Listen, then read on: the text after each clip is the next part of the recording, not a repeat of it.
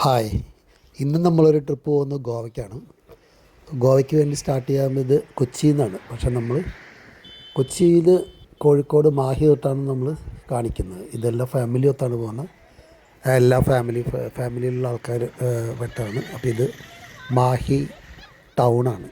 മാഹി ടൗണിൽ നമ്മൾ വിശ്രമിച്ച് അവിടുന്ന് 4 മണിയോടുകൂടി ഇവിടെ എത്തി. കാലത്ത് നമ്മൾ കൊച്ചിയിൽ നിന്ന് പുറപ്പെട്ടു. 4 മണിക്ക് ഇവിടെ എത്തി. അങ്ങനെ നമ്മളിപ്പോൾ ഇത് മുത്തപ്പൻ്റെ അമ്പലത്തിൽ എത്തി. വൈകുന്നേരം 8 മണിയോടുകൂടി ആദ്യം അവിടെ കയറിയത്. മുത്തപ്പൻ്റെ അമ്പലത്തിൽ കയറി അവിടെ വിശേഷങ്ങളൊക്കെ കണ്ടു. അപ്പോൾ മുഴുവൻ കാണിക്കാൻ സമയമില്ല, വലിയ വീഡിയോ ആയി പോകണതുകൊണ്ട് നമ്മൾ സ്കിപ്പായി. കാസർഗോഡ് സ്റ്റേ ചെയ്ത് പിറ്റേ ദിവസം കാലത്ത് തന്നെ മംഗലാപുരം റൂട്ടിലേക്ക് കയറി. മറ്റേ ഇതുവഴിയാണ് 66 ഹൈവേ വഴിയാണ് പോകുന്നത്. അങ്ങനെ നമ്മൾ അടുത്ത സ്ഥലത്ത് വന്ന് നിന്നു. നെക്സ്റ്റ് സൈഡ് മംഗലാപുരം കഴിഞ്ഞിട്ട് കടലിൻ്റെ അടുത്തൊക്കെ കൂടെ ഹൈവേ പോകുന്നതാണ്. ഓൾമോസ്റ്റ് എല്ലാവരും ഇവിടെ നിർത്തിയിട്ടാണ് പോവുള്ളൂ. കാരണം അത്ര ഭംഗിയുള്ള സ്ഥലം, കടലിനോട് ചേർന്ന് പോകുന്ന ഹൈവേ ഇത് മാത്രമേ ഉള്ളൂ. നമ്മുടെ ഇവിടെ കടലിനോട് ചേർന്ന് പോകുന്ന സ്ഥലം ആലപ്പുഴ മാത്രമല്ലേ ഉള്ളൂ. ആലപ്പുഴ ഏരിയയിലാണ് നമ്മളിവിടെ പോകുന്നത്. അങ്ങനെ നമ്മളിവിടുന്ന് അടുത്ത സ്ഥലം നിർത്താൻ പോകുന്നത് മുരുടേശ്വരമാണ്.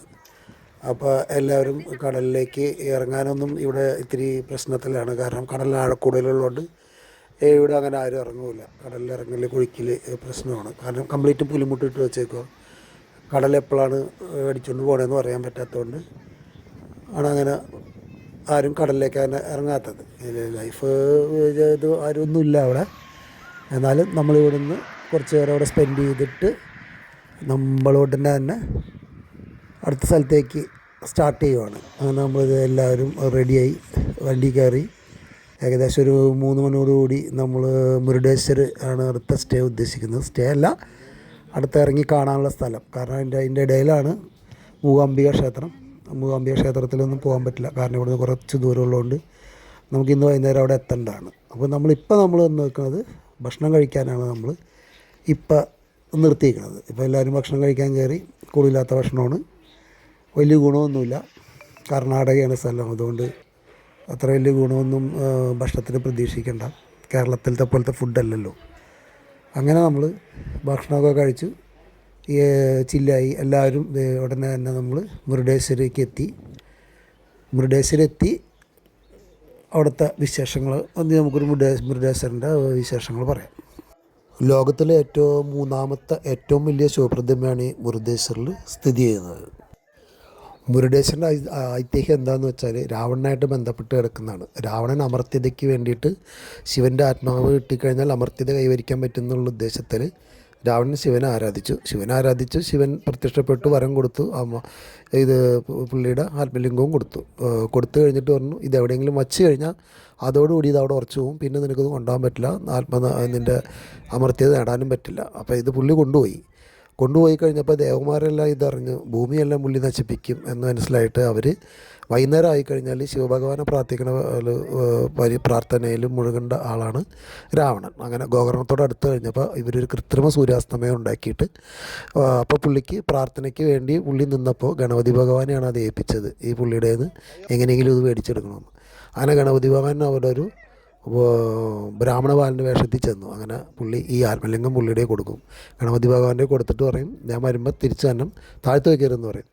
3 പ്രാവശ്യം വിളിച്ച് വന്നിട്ട് കേട്ടില്ലെങ്കിൽ ഞാൻ പോകുന്നു ഗണപതി ഭഗവാൻ പറഞ്ഞു. പുള്ളി പ്രാർത്ഥന കഴിഞ്ഞ് തിരിച്ചു വന്നപ്പോഴത്തേക്കും ഗണപതി ഭഗവാൻ അത് അവിടെ വച്ചിട്ട് പോയി കളഞ്ഞു. അങ്ങനെ അതവിടെ ഉറച്ചു പോയി. പുള്ളി ആ ആത്മലിംഗത്തെ ഉറച്ചു പോയപ്പോൾ അങ്ങനെ രാവണൻ പ്രാർത്ഥന കഴിഞ്ഞ് വന്നപ്പോഴത്തേക്കും ഗണപതി അത് നിലത്ത് വെച്ചിട്ട് സ്ഥലം വിട്ടു. അപ്പോൾ വിഷ്ണു ഉടനെ തന്നെ എന്ത് ചെയ്തു, നമ്മുടെ ഇത് മാറ്റിക്കളഞ്ഞു. ഈ അസ്തമായത് മാറ്റി വെളിച്ചം വീണു. ആ വെളിച്ചം വീണപ്പോൾ തന്നെ രാവണന് മനസ്സിലായി ഞാൻ പറ്റിക്കപ്പെട്ടു. അതോടുകൂടി ആ ലിംഗം അവിടെ ഉറച്ചു പോയെങ്കിലും അതിനെടുത്ത് വേരോടെ എടുത്ത് വലിച്ചെറിയാൻ നോക്കി, നടന്നില്ല. അങ്ങനെ ബലപ്രയോഗത്തിൽ പല കഷ്ണങ്ങളായിട്ട് ചെതറി പല കഷ്ണം പല സ്ഥലത്ത് വീണു.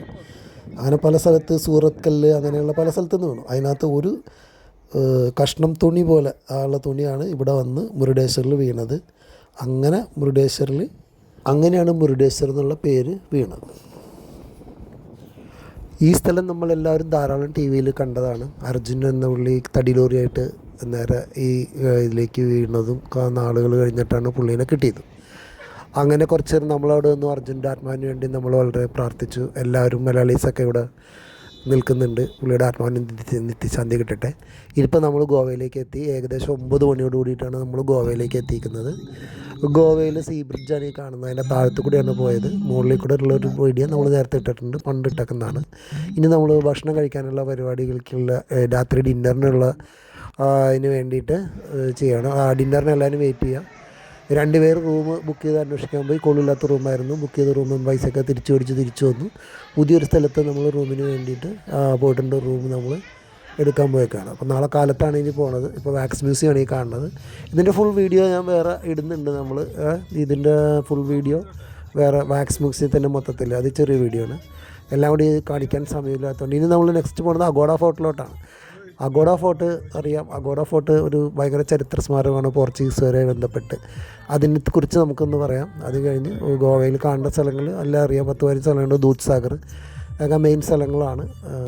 അത് നമുക്ക് ദൂത് സാഗർ ഞങ്ങൾ പോയിട്ടില്ല. ബാക്കി എല്ലാ ബീച്ചും മിക്കവരും പോയിട്ടുണ്ടായിരിക്കണം. എല്ലാവരും പോകുമ്പോൾ ഉള്ള ബീച്ചുകൾ എല്ലാം നമുക്കൊന്ന് കാണിക്കാം. അപ്പോൾ ഇപ്പോൾ അഗോഡ ഫോർട്ടിനെ കുറിച്ചിട്ടുള്ള ഡീറ്റെയിൽ നമ്മൾ പറയാം. നിങ്ങൾ പോകുന്നുണ്ടെങ്കിൽ ഇതൊക്കെ ഒന്ന് അറിഞ്ഞിരിക്കണം, നല്ലതാണ് ഈ കാര്യങ്ങളൊക്കെ അറിഞ്ഞിട്ട്. അഗോഡ ഫോർട്ട് പണിത കാലം എന്തായിരുന്നു, അവിടുത്തെ സംഭവങ്ങൾ, ആരൊക്കെ ഭരിച്ചു, എങ്ങനെയൊക്കെയാണ് അവിടെ ഉണ്ടായത്. ഒരു ജലസംഭരണിയാണ് ശരിക്ക്, അതിനുവേണ്ടി പണിതാണ്. പിന്നെ അത് കോട്ടയം കൊട്ടകങ്ങളൊക്കെ ആയിട്ട് മാറുകയാണ്. അപ്പോൾ അതിനെക്കുറിച്ച് നമുക്ക് പറയാം വിശദമായിട്ട്. ഗോവയിൽ കണ്ടിരിക്കേണ്ട സ്ഥലങ്ങൾ മെയിനായിട്ട് beach, കലങ്കുട്ട് beach, Baga beach, അഞ്ജുര beach, കോള ബീച്ച് ഗോവയിൽ നിന്ന് അകലെയാണ്. അപ്പോൾ അത് നമുക്ക് ഇതിനകത്ത് വിശദമായിട്ട് അടുത്ത വീഡിയോയിൽ കാണിക്കാം. പിന്നെ ഗോവയിലുള്ള ബീച്ചുകൾ അറിയാം. മറ്റേ ഒരു ബീച്ചെല്ലാം ചേർന്ന് കിടക്കുന്നതാണ്. മെയിനായിട്ട് ബീച്ചാണ്. പിന്നെ കാസിനോസ് ഉണ്ട്. കാസിനോസൊക്കെ നല്ല സൂപ്പറാണ്. പോയി കഴിഞ്ഞാൽ നല്ല രസമാണ്. പൈസ നന്നായി ചിലവാകും. പിന്നെ ഗോവയിലെ പള്ളികൾ, പുരാതന കാര്യങ്ങൾ, ഓൾഡ് ഗോവ, സൗത്ത് ഗോവ, അങ്ങനെ രണ്ടായിട്ട് തിരിച്ചങ്ങനെ 2 സ്ഥലത്തും പോകാം. അവിടുന്ന് വണ്ടി കിട്ടും, നമ്മൾ അതിൽ കയറി പോകാം. അങ്ങനെ നമ്മൾ ഗോവയിലെ അഗോഡ ഫോർട്ടിലോട്ട് കയറുവാണ്. ഇനി അഗോഡ ഫോർട്ടിനെ കുറിച്ചുള്ള ഒരു ചെറിയ വിവരണം നമ്മൾക്ക് അറിഞ്ഞിരിക്കേണ്ട കാര്യങ്ങളാണ്. അത് നമുക്ക് പറയാം. 1612 നിർമ്മിച്ചാണ് അഗോഡ കോട്ട. യൂറോപ്പിൽ നിന്ന് വരുന്ന കപ്പലുകൾക്ക് ഇതൊരു റെഫറൻസ് പോയിൻ്റ് ആയിരുന്നു. കണ്ടോലിൻ ബീച്ചിൻ്റെ തെക്ക് കടൽ തീരത്ത് ഇതൊരു പഴയ പോർച്ചുഗീസ് കോട്ടയായിട്ട് സ്ഥിതി ചെയ്യുന്നത്. ഇതിന് തുടക്കത്തിൽ ഇത് കപ്പൽ ഗതാഗതത്തിനടുത്തുള്ള ഒരു പ്രതിരോധത്തിന് വേണ്ടിയിട്ടായിരുന്നു ഇത് നിർത്തിയിരുന്നത്. കോട്ടക്കുള്ളിലൊരു ശുദ്ധജല നീരുറവ ഉണ്ടായിരുന്നു. അപ്പോൾ ആ വഴി വരുന്ന കപ്പലുകൾക്ക് അവിടെ നിന്നാണ് വെള്ളം എല്ലാം കൊടുത്തിട്ടുണ്ടായിരുന്നത്. ശരിക്കും അഗോഡ എന്ന് പറഞ്ഞാൽ പോർച്ചുഗീസ് ഭാഷയിൽ അർത്ഥം വെള്ളമുള്ളതെന്നാണ്. കടന്നു വന്ന കപ്പലുകളുടെ സംഘം എപ്പോഴും ശുദ്ധജല സംഭരണികൾ ഇവിടെയാണ് നിറച്ചിരുന്നത്. പിന്നെ 1864 ഒരു ലൈറ്റ് ഹൗസ് സ്ഥാപിച്ചു. ഇത് ഏറ്റവും പഴക്കം ചെന്ന ലൈറ്റ് ഹൗസാണ്.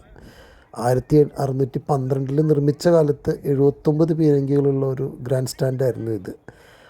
അത്ര തന്നെ വെള്ളവും 2,37,00,000 ഗാലൻ വെള്ളം ഉൾക്കൊള്ളുന്ന സ്ഥലമായിരുന്നു. ഏഷ്യയിലെ അക്കാലത്ത് ഏറ്റവും വലിയ ശുദ്ധജല സംഭരണിയായിരുന്നത്. ഈ കോട്ട ഇങ്ങനെ 2 ഭാഗമായിട്ടാണ് തിരിച്ചിരുന്നത്. ഒന്ന് മുകൾ ഭാഗം കോട്ട, ഇനി കാണാൻ പോകുമ്പോൾ ഇതൊക്കെ കണ്ടാൽ മതി, ജലസേചന കേന്ദ്രമായിട്ടും പ്രവർത്തിക്കും. താഴത്തെ ഭാഗം കപ്പലുകൾക്ക് സുരക്ഷിതമായിട്ടുള്ളൊരു സ്ഥലം. മുകൾ ഭാഗത്ത് ഒരു കിടങ്ങുണ്ട്, ഒരു ജലസംഭരണിയുണ്ട്, ഒരു വെടിമരുന്നൂറിയുണ്ട്, വിളക്കുമാടമുണ്ട്, കൊത്തളങ്ങളുണ്ട്. യുദ്ധസമയത്ത് അടിയന്തരാവസ്ഥ ഉപയോഗിക്കാൻ, രഹസ്യം രക്ഷപ്പെടാൻ ഇതിന് വഴിയുണ്ട്. പിന്നെ 7 മിനിറ്റ് ഒരിക്കൽ പ്രകാശം പുറപ്പെടുവിക്കുന്ന രീതിയിലായിരുന്നു ഇവിടുത്തെ വിളക്കുമാടം ഉണ്ടായിരുന്നത്. പോർച്ചുഗീസുകാരെ ഏറ്റവും വിലപ്പെട്ട ഒരു നിർണായക കോട്ടയായിരുന്നു അഗോഡ കോട്ട. വിശദമായിട്ടൊന്നും പറയാൻ പറ്റുന്നില്ല, ചെറിയ വീഡിയോ ആണ്. അപ്പോൾ നമ്മൾ ഭക്ഷണം കഴിക്കാൻ വന്നു, ആ കോട്ടയൊക്കെ കണ്ടു കഴിഞ്ഞു. അപ്പോൾ ഭക്ഷണം കഴിക്കാൻ കയറി. അപ്പോൾ അടുത്ത സ്ഥലത്തേക്ക് പോകാനുള്ള പുറപ്പാടാണ്. ഇനി റൂമിൽ ചെന്നൊന്ന് വിശ്രമിക്കും. അത് കഴിഞ്ഞ് നമ്മൾ ഉടനെ ബീച്ചിലേക്ക് പോകും. ഒരു 3:30 ബീച്ചിലേക്ക് 4 മണിയോടുകൂടി ഇറങ്ങാനാണ് പ്ലാൻ. നല്ല ഹോട്ടലാണ്, ഭക്ഷണമൊക്കെ ഭയങ്കര വിലയാണ്. ഗോവയിൽ ഭക്ഷണം ഭയങ്കര വില എന്ന് പറഞ്ഞാൽ ഭയങ്കര കോസ്റ്റ്ലിയാണ്. മദ്യം ഭയങ്കര വിലക്കുറവാണ്. അതെന്തോരം വേണമെങ്കിലും നമുക്ക് കഴിച്ചാലും കുഴപ്പമില്ല. ഭക്ഷണം കഴിക്കാതെ ഇരിക്കേണ്ടി വരും. നമുക്കവിടെ ചെന്ന് കഴിഞ്ഞാൽ അത്രമാത്രം കോസ്റ്റ്ലിയുണ്ട്. നല്ല ഭക്ഷണമൊക്കെ തന്നെയാണ്. ഗോവ മീൻ കറി കഴിക്കേണ്ടതാണ്. ഗോവയിൽ ചെന്ന് കഴിഞ്ഞാൽ അത് ആരെങ്കിലും ട്രൈ ചെയ്യണം. ഇതിപ്പോൾ നമ്മൾ ചെന്നിരിക്കുന്ന സ്ഥലം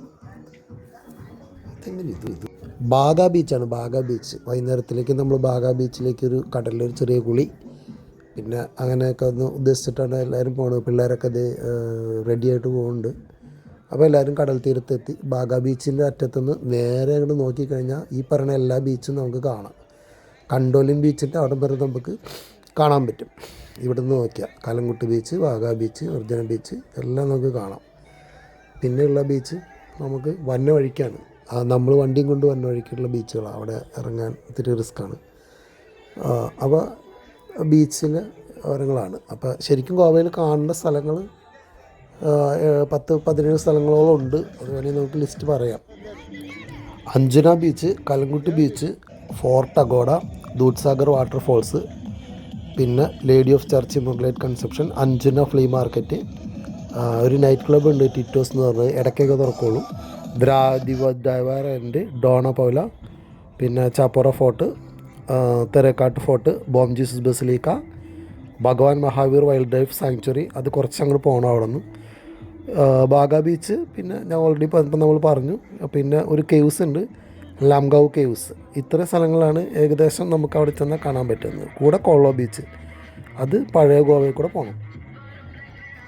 അത് നമ്മൾ മറ്റേ ബോൺ ജീസസ് ബസിലേക്കിലേക്ക് പോയിട്ട് ഓൾഡ് ഗോവ വഴി നേരെ തിരിച്ച് 66 കയറിയിട്ട് ഇവിടെ ചെന്നാൽ മതി. നമ്മളുടെ ഇവിടെ കയറി നമുക്ക് നേരെ കോള ബീച്ചിലോട്ട് പോകാം. കോള ബീച്ചിനെ കുറിച്ചിട്ടുള്ള വേറെ വീഡിയോ ഉണ്ട്, അത് നമുക്ക് പറയാം. ഈ ബീച്ച് ഇപ്പോൾ നമ്മൾ ഇവിടെയാണ്, ഈ പറഞ്ഞ ഗോവയിലെ ബാഗ ബീച്ചിലാണ്. ഗോവയിലെ പ്രത്യേകതകൾ അറിയാം. മറ്റേ കാഷ്നട്ടും കാര്യങ്ങളൊക്കെ നല്ല വില കുറച്ചിട്ടും ഫെനി നമ്മൾ ഇഷ്ടം പോലെ മേടിച്ചിട്ടുണ്ട്, അത് കൊണ്ടുവരാൻ വേണ്ടി വെച്ചിട്ടുണ്ട്. ഇത് കാണേണ്ട സ്ഥലങ്ങളൊക്കെ നമ്മൾ പറഞ്ഞിട്ടുണ്ട്. ഗോവയുടെ സ്ട്രീറ്റും ഗോവയിലെ കാച്ച് ക്ലബ്ബ്, നൈറ്റ് ക്ലബ്ബ്, കാസിനോ, ഇതൊന്നും ഞാൻ ഇതിനകത്ത് ഉൾപ്പെടുത്തിയിട്ടില്ല. കാരണം വീഡിയോ വളരെയധികം ലെങ്തി ആവുകയാണ്. അതുകൊണ്ട് അതൊന്നും നമ്മൾ ഉൾപ്പെടുത്തിയിട്ടില്ല. നിങ്ങൾ ഈ ഡാൻസ് കളിക്കുന്നവരെ കണ്ടോ? ഈ ഡാൻസ് കളിക്കുന്നവർ പെരുമ്പാവൂരുകാരാണ്. ഇവരാണ് കാലത്ത് മുതൽ നമ്മുടെ ഒരു ലെവലിലാണ് ഇവർ വന്നുകൊണ്ടിരുന്നത്. പക്ഷേ ഇവർ ചെല്ലണോടത്തൊക്കെ ഇവർ നല്ല സ്മോൾ അടിച്ച് ഗോവ നല്ല ആസ്വദിച്ചാണ് ഇവർ പോയിക്കൊണ്ടിരുന്നത്. നമ്മളവരെ പരിചയപ്പെട്ടു. കാലത്ത് നമ്മൾ ഫുഡ് കഴിക്കാൻ ചെന്ന ഹോട്ടലിൽ അവർ കാലത്ത് നല്ല രീതിയിൽ വെള്ളമടിച്ച് നല്ല സുന്ദരമായിട്ട് അവിടെ, അത് കഴിഞ്ഞിട്ട് ഉച്ചയ്ക്കും വൈകുന്നേരം ഇപ്പോൾ അവർ ആ ടേബിളിൽ ഇരുന്നിട്ട് വെള്ളമൊക്കെ അടിച്ച് നല്ല സൂപ്പറായിട്ട് വന്ന് ഡാൻസൊക്കെ കളിച്ച് പോവുകയാണ്. അങ്ങനെ വളരെ ആസ്വദിച്ച് പോകാനുള്ളതാണ് ഗോവ. ബാച്ചിലേഴ്സിനും വളരെ ബെറ്ററാണ്. അത് കൂടാതെ തന്നെ നമ്മുടെ ഫാമിലീസിനും ഗോവ വളരെ ബെറ്ററാണ്. നമ്മുടെ അവിടുത്തെ ഏറ്റവും വലിയ ബീച്ച് എന്ന് പറയുന്നത് മാനാഞ്ചിറ ബീച്ചായിരിക്കാം, കോഴിക്കോട്. ഇവിടെ അത് കഴിഞ്ഞാൽ പിന്നെ നമ്മുടെ അവിടെ അത്രയും ഒരു വലിയ beach Alappuzha, Shanghumukham beach already കടലെടുത്ത് പോയി, കുറച്ചേ ഉള്ളൂ. പിന്നെയുള്ള ബീച്ച് ഗോവ ബീച്ചാണ് ഇപ്പോൾ ഉള്ളതിലേക്ക് വെച്ച് നമുക്ക് ഏറ്റവും നല്ല ബീച്ച്. പിന്നെ നമ്മുടെ അവിടെ വർക്കല ബീച്ചുണ്ട്, വർക്കല ബീച്ച്. ഗോവ ബീച്ച് കാണാൻ ഏറ്റവും ഭംഗി രാത്രിയിലാണ്. അപ്പോൾ രാത്രിയാണ് ഗോവ ബീച്ച് കാണേണ്ടത്. ഇനിയിപ്പോൾ നമ്മൾ നെക്സ്റ്റ് എപ്പിസോഡിലേക്ക് പോവുകയാണ്. നെക്സ്റ്റ് എപ്പിസോഡിൽ നമ്മൾ കോള ബീച്ചും ബോൺ ഓഫ് ജീസസ് ബസിലിക്കും ചരിത്രം അടക്കം പറയാം. അത് നിങ്ങൾ വാച്ച് ചെയ്യാൻ മറക്കരുത്. രാത്രി 6:30 എല്ലാവരോടും കയറാൻ പറയാൻ ജീപ്പ് വന്നു. അപ്പോൾ നമുക്ക് അടുത്ത എപ്പിസോഡ് കാണുന്നവരെ ഗുഡ് ബൈ.